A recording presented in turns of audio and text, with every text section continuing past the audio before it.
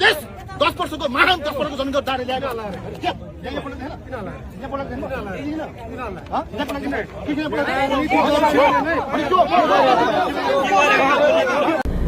हेर हेर मंगल सिंह पर्जा, म तिमीलाई भन्दैछु हैन, धेरै चुरीफुरी नगर मंगल सिंह पर्जा।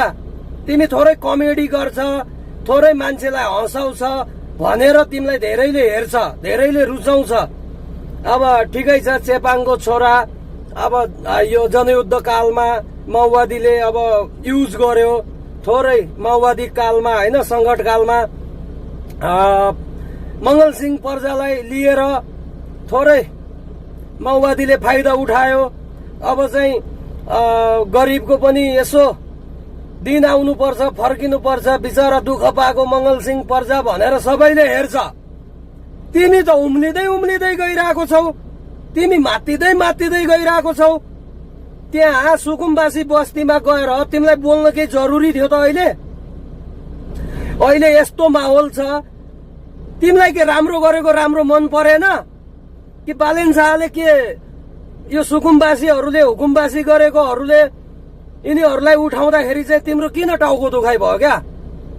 तिमीले के सोचेको छ? भोलि मलाई दुःख पर्दा, मलाई गाह्रो साह्रो पर्दाखेरि प्रचण्ड आउँछ, माओवादी त्यो जनयुद्धको त्यो लाल सेनाहरू, साई सेनाहरू आउँछ, वाइसिएल आउँछ भन् ठानेको छ? ए यार, संकट कालमा त सबैले गएको हो नि, हामी पनि गएको हो नि माओवादीमा यार। हामी पनि तीन चार क्लासमा स्कुल पढ्थ्यो, त्यो बेला माओवादीले लगेर खाल्डो खनाएको होइन त? आर्मी आउँछ त्यो लुक्नको लागि भनेर हामीले पनि बेल्चा हानेको छ।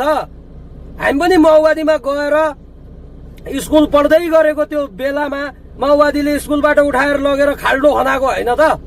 हामी पनि खाल्डो खनेको मान्छे हो।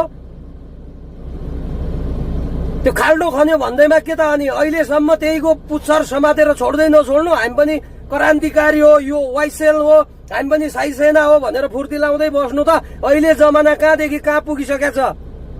तिमी मेरो भनेको मान मंगल दाई, त्यहाँ बीचमा गएर त्यहाँ लफडा झगडा भइरहेको आन्दोलनमा गएर फेर बोल्ने काम नगर।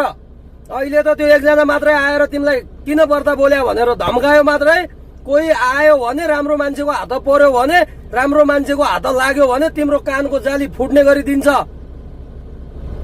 त्यो थुतुनु बोल्न पायो भन्दैमा पार जहाँ पायो त्यही नचलाऊ। कुरो बुझ्यो कि नै मंगल दाई? ठिक ठाउँमा बोल, राम्रो ठाउँमा बोल र राम्रोको लागि बोल। त्यो बोल्न पायो भन्दैमा वायात जहाँ पायो त्यही त्यहाँ फुरफुरमा त्यो हुरहुरमा नचल।